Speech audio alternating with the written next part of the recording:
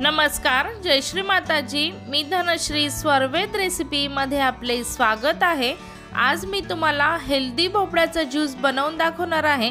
दुधी भोपळा बऱ्याच जणांना आवडत नाही, पण जर तुम्ही हा ज्यूस एक वेळा करून पिला तर तुम्ही नेहमी करून प्याल। लहानांपासून मोठ्यांपर्यंत सर्व आवडीने हा ज्यूस पितील।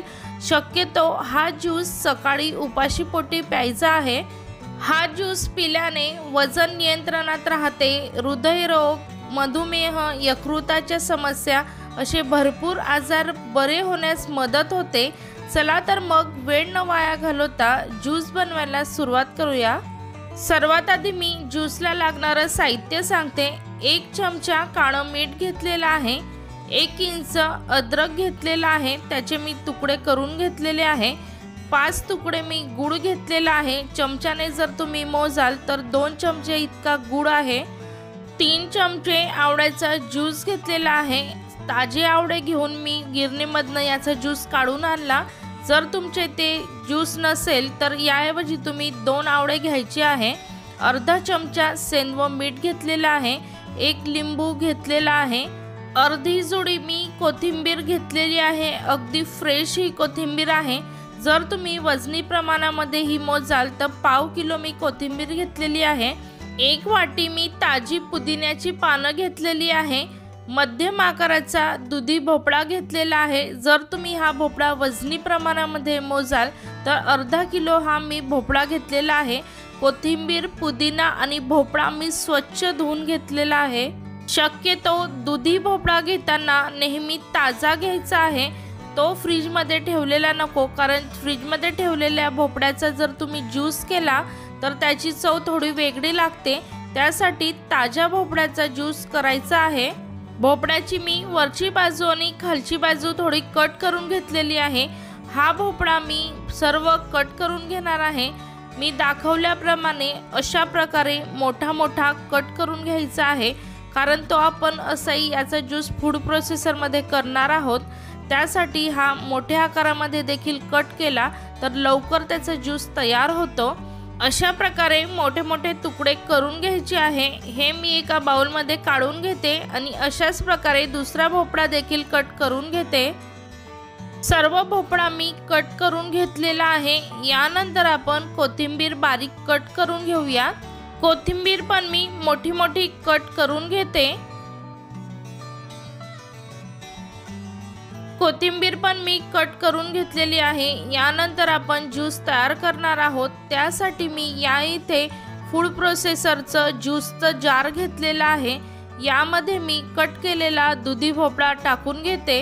जर तुमच्या इथे फूड प्रोसेसर नसेल तर हा ज्यूस तुम्ही मिक्सर मध्ये देखील करू शकता। यानंतर मी यामध्ये पुदिन्याचे पानं टाकून घेते। जी आपण कट केलेली कोथिंबीर होती ती मी यामध्ये टाकून घेते। यानंतर मी आवळ्याचा ज्यूस पण यामध्ये टाकून घेते। यानंतर अद्रक टाकून घेते, काळं मीठ टाकून घेते, सेंधव मीठ टाकून घेते। जे गुळाचे तुकडे घेतले होते ते पण मी यामध्ये टाकून घेते आणि लिंबूचा रस पण मी यामध्ये अशा प्रकारे काढून टाकून घेते। यामध्ये मी फ्रीज मधलं 2 ग्लास थंडगार पाणी टाकून घेते। जर तुमच्या इथे बर्फाचे तुकडे असतील ते पण टाकले तरी चालतील।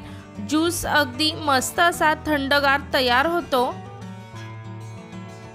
सर्व मी छान असं बारीक करून घेतलेला आहे। आपला ज्यूस तयार झालेला आहे। हा मी गाळून घेते। जर तुम्हाला असंच प्यायचं असेल तर तुम्ही असा देखील हा पिऊ शकता।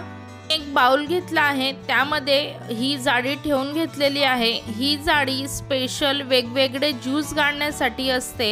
ही मी बाजारातून घेऊन आलेली आहे, कारण आम्ही रोज वेगवेगळ्या प्रकारचे ज्यूस असे तयार करून पितो।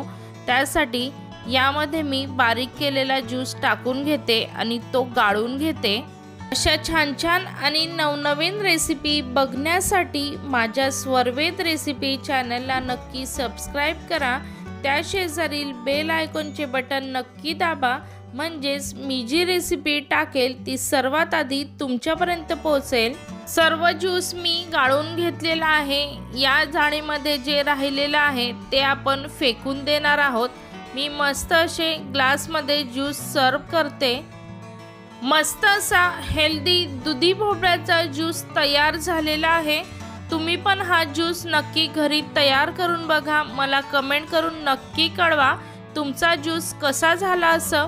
यानंतर मी तुम्हाला पालकाचा ज्यूस पण तयार करून दाखवणार आहे। तुम्हाला माझा आजचा ज्यूस आवडला असेल तर नक्की लाईक करायला विसरू नका। तुम्ही माझा आजचा व्हिडिओ बघितल्याबद्दल धन्यवाद।